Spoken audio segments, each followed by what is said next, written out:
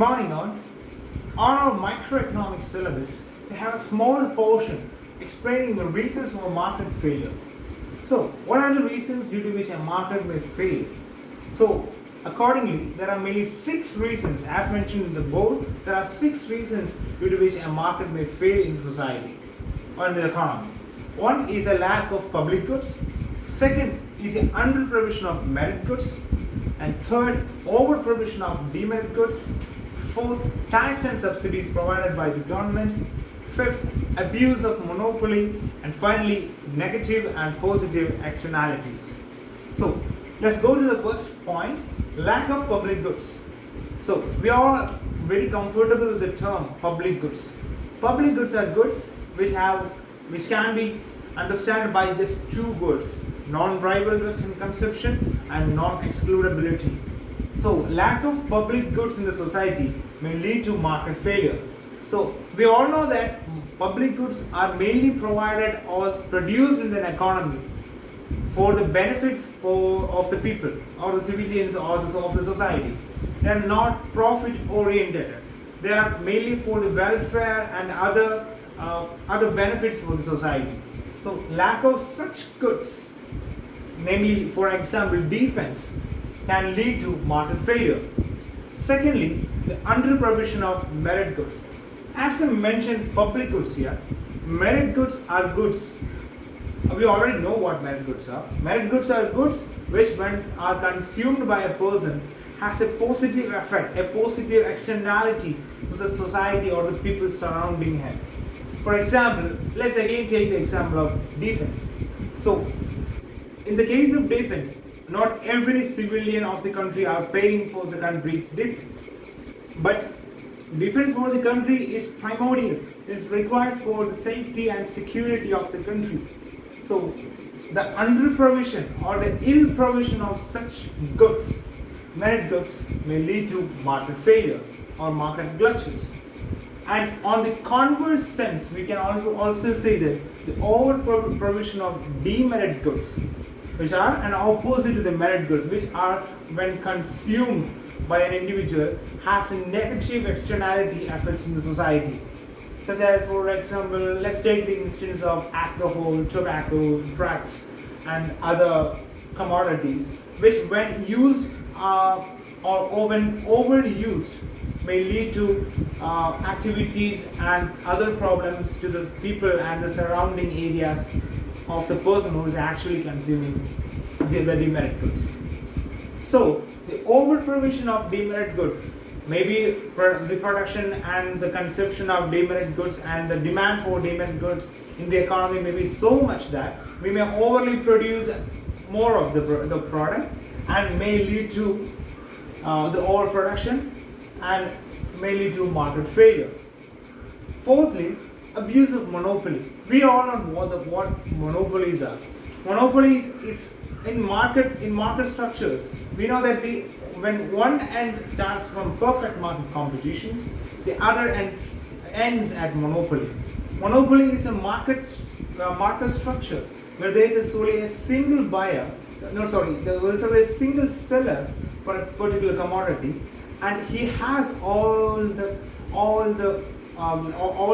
market to his own. He is a sole provider for the entire economy. So, due to which he may produce and sells his commodity at a price which he fixes, which may not always be comfortable to the consumer, and take up all the consumer surplus from the consumer's hand. When we study monopoly, we will actually see how when the monopolist actually fixes a price and how the consumer surplus of the consumer is being sucked up by the monopolist in the monopoly market. So, in an economy where the monopolies are thriving, it may lead to market failure. And the next reason is tax and subsidies provided by the government. It's a really interesting and much common term, tax and subsidies. What are tax and subsidies? Taxes and subsidies are the, add-ons and provisions by the government given to particular consumer to consumers of a particular commodity. Suppose if in one instance where a country is exporting a particular commodity and the government is actually giving subsidies for the production of that particular commodity, the people may actually enjoy their profits and increase their profits due to subsidies provided by the government. And taxes, let's take the instance of tariffs. Tariffs are the duties imposed on imports. So when imports are given taxes, the import decreases and export increases. This is one of the positive effects of tax and subsidies, but they also have a negative effect as well. If subsidies and taxes are given to commodities without a proper study or without any proper data or anything, it may lead to decrease in production or increase in imports and decrease in exports and all. So the current manner or how tax and subsidies are provided in the society may lead to market failure. The sixth point is that negative and positive externalities. We know what externalities are. Externalities are the effects a third person receives when a person is actually consuming a particular commodity. For let's take an instance.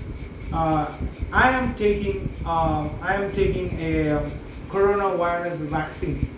Since I am immune, and since taking the vaccine, when I am immune, so the persons around me also benefit from it. The main reason that I am immune makes me a non-distributor of the coronavirus to the people around me. So the society actually benefits from me taking that particular vaccine. So that's a positive externality. So what are negative externalities? Let's again take the instance of drugs and overuse of alcohol, drugs and other things. When these things are consumed over a particular level, people around the person who is consuming actually suffers. They may cause violences. They may cause instances of frustrations and other community violences and all. So they may cause negative externalities. Here I have mentioned positive as well as negative externalities. I would consider negative externality as one of the main reasons for market failure. So these the mentioned 6 points are the main reasons for which a market may fail. Thank you. Have a nice day.